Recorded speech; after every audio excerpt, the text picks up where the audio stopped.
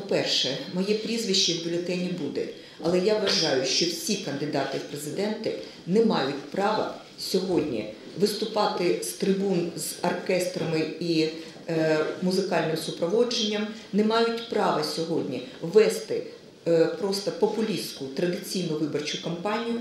Сьогодні кожен кандидат в президенти, мені здається, мусить не піарити свою особу, а реально створювати можливості нові для держави, щоб захистити нашу незалежність, щоб не допустити, по суті, захоплення нашої держави.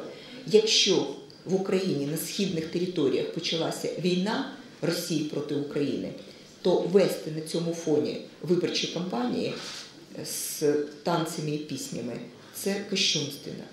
Тому прізвище моє в бюлетені залишається, я залишаюся учасником виборчої кампанії, але виборчу кампанію я зараз відкладаю в сторону і займаюся разом з фахівцями захистом нашої держави, створенням руху опору, об'єднанням всіх громадян, які готові йти в бій за Україну.